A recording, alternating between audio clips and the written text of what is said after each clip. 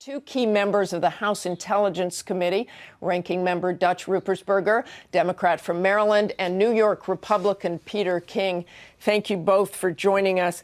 I want to start and go back to the threat with the embassy. I'll let you talk about what Glenn Greenwald just said in just a moment, but I want to talk about that threat. I spoke to Obama's top military advisor, General Dempsey, about the terror threat, and this is what he said. There is a significant threat stream, and we're reacting to it. Is the threat to blow up an embassy, a consulate, or something else? That part of it is unspecified, but the intent seems clear. And the intent is to what? The intent is to attack Western, not just U.S. interests.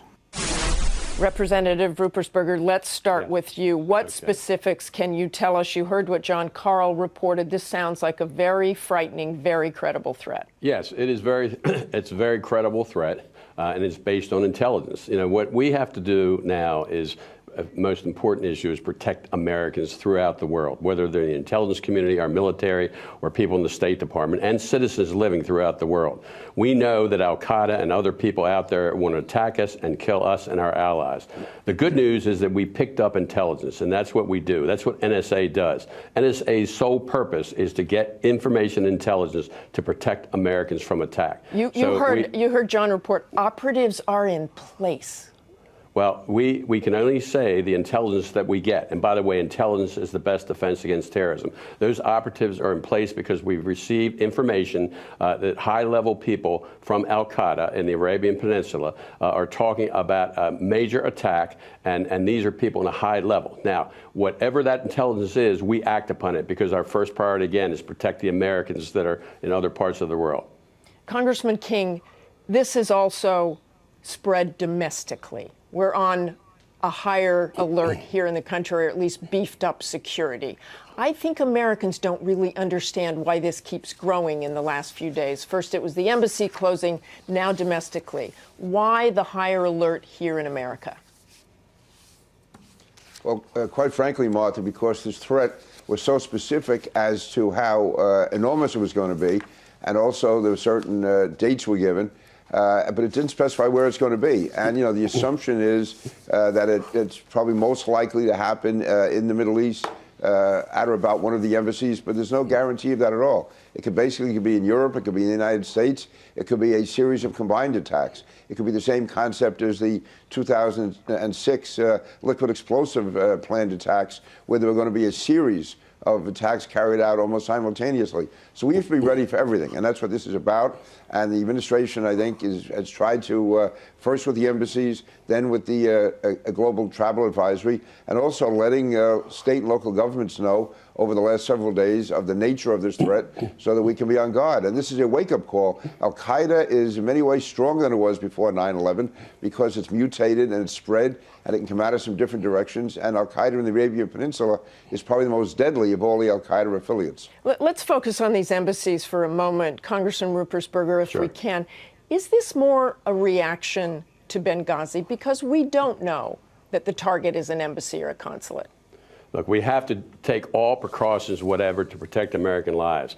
It was unfortunate what happened with Benghazi, and we need to learn about what happened to make sure that our highest priority will be to protect Americans. So we need to take every precaution necessary, and that's what we're doing right now.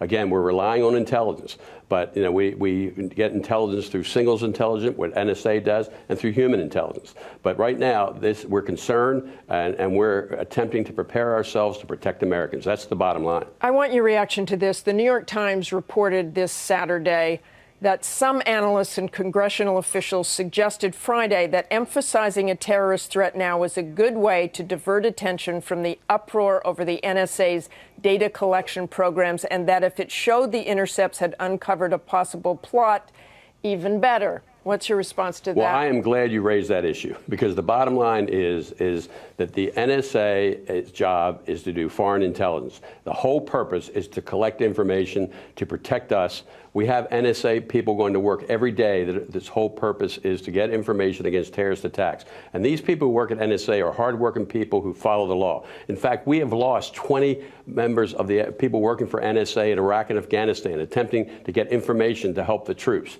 Now, this issue of of metadata and that we're violating the law is just not true. That's absurd. We have checks and balances. But what Edward Snowden leaked is very different than what we're talking about here, tracking a terrorist. Representative King?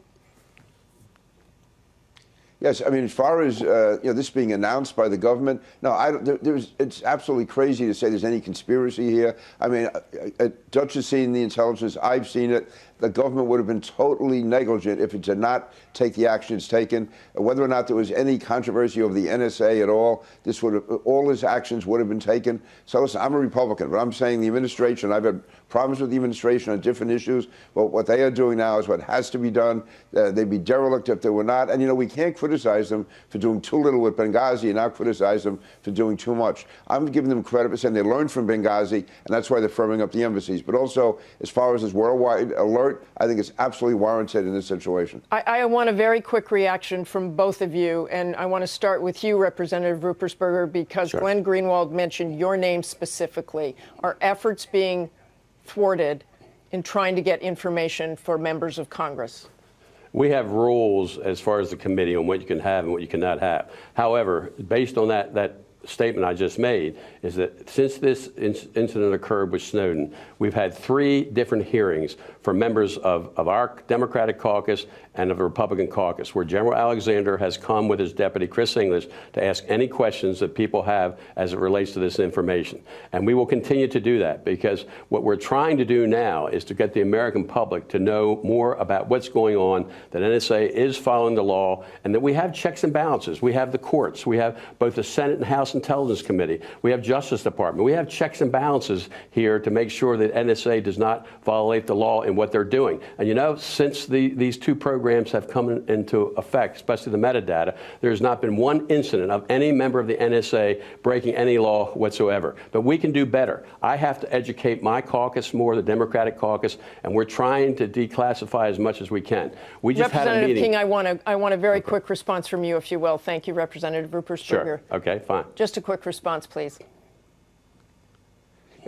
Martha, I would say that over the last several weeks, General Alexander, all his top people have come in, subjected themselves to questioning from any member of Congress at all, including those who are most critical. And I have found often that those who are most critical publicly ask the least amount of questions in private. But he's answered every question. They get the information. They sit there and they just. So they're just not telling the truth with the members of Congress. I've never seen this. To me, is unprecedented to have all of these top people from an administration during this time of crisis still come in and answer question after question after question. So anyone who says that Congress is somehow being stonewalled is just wrong, and is generally, I think, raised by people who are trying to make a name for themselves. Thank you very much for joining us. Good. Thank you, Martha.